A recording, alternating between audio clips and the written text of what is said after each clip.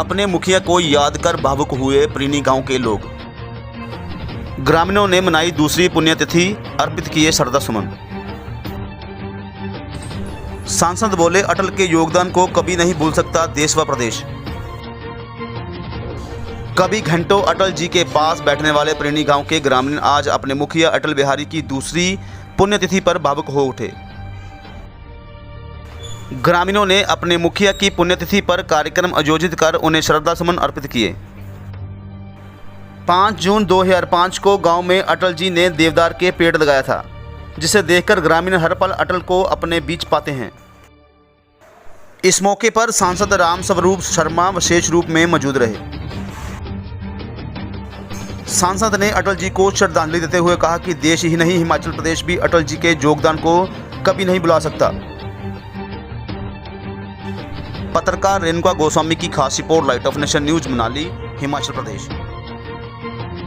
अटल बिहारी वाजपेयी जी की पुण्यतिथि थी और उनके प्रीणी गांव में भारतीय जनता पार्टी मनाली मंडल के माध्यम से आज श्रद्धांजलि देने का कार्यक्रम रखा हुआ था। आज तमाम कार्यकर्ताओं ने, यहाँ के सम्माननीय जनताओं ने, माताओं बहनों ने उनको पुष्पांजलि अर्पित की है और उस पुण्यतिथि पर उनके कार्यों को, उनकी प्रेरणाओं को, उन जो बातें साझा करते थे उनको याद करते हुए आज उनके चरणों में कोटि कोटि नमन करते हुए आज ये कार्यक्रम संपन्न।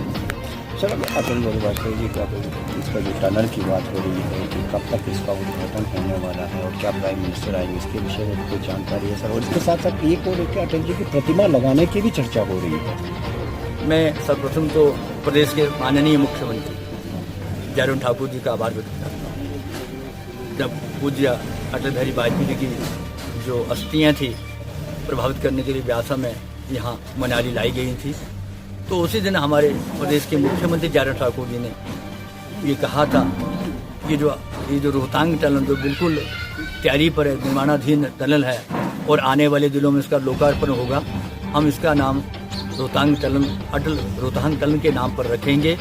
और बाद में कैबिनेट में वो चीज़ पास की कर दी गई और केंद्र सरकार ने उसको विधिवत मंजूरी दी। मैं इसके लिए माननीय जयराम ठाकुर जी का और हमारे प्रेरणा स्रोत विश्व विख्यात नेता श्री नरेंद्र मोदी का हार्दिक धन्यवाद करता हूं। तो उन्होंने इस रोहतांग टनल को अटल रोहतांग टनल के नाम पर नामांकन करने के लिए अपनी स्वीकृतियाँ प्रदान की और आने वाले दिनों में ये अटल रोहतांग टनल के नाम से जाना है।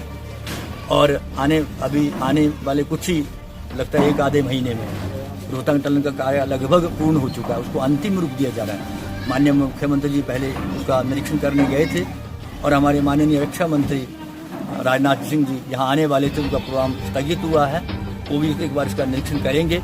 और सितंबर के माह में हमारे देश के प्रधानमंत्री जो बहुत उत्साहित हैं, क्योंकि सांसद के नाते जब नाश्ते पर सांसदों को बुलाया जाता था, जब मैंने जानकारियाँ दी कि कीरतपुर से मनाली 4 लेन का काम डे एंड नाइट चला हुआ है और वो 4-5 घंटे में मनाली जाकर पहुँचेंगे चंडीगढ़ से और रोहतांग टनल के दोनों छोर मिल गए, तो उनका खुशी का ठिकाना नहीं था।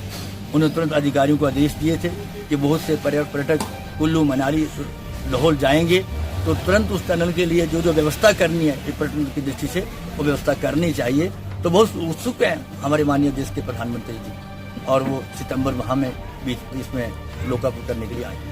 सर, हम टूरिज़्म की बात की तो मनाली कुल्लू जो है ये मेन टूरिज़्म का हब है, लेकिन जो एयरपोर्ट की जो बात है, उसका एक्सपेंशन की बात वो आज तक नहीं हो पाई है। क्या इस पर भी चर्चा हो रही है कि इसके एक्सपेंशन हो? देखिए, इसके विस्तारीकरण में जो कदम उठाने थे सारे उठाए गए, उसके लिए धन की स्वीकृति भी दी गई है, लेकिन ज़मीन उपलब्ध कराने में जो दिक्कतें आई थी, चाहे वो शिमला का एयरपोर्ट है, चाहे वो गगल एयरपोर्ट है, चाहे वो मनाली एयरपोर्ट है, लेकिन जहाँ तक मनाली एयरपोर्ट का प्रश्न है, बहुत से भुंतर एयरपोर्ट का जहाँ तक प्रश्न है, इसके लिए दुनिया भर का टूरिस्ट यहाँ आता रहता है, फिल्मी दुनिया के लोग आते रहते हैं। दिल्ली में मैं सांसद के रूप में हूँ, तो बहुत से फिल्मी दुनिया के लोग पूछते हैं कि हम मनाली जाना चाहते हैं, लेकिन बाय रोड जाना बड़ा दिक्कतदायी होता है।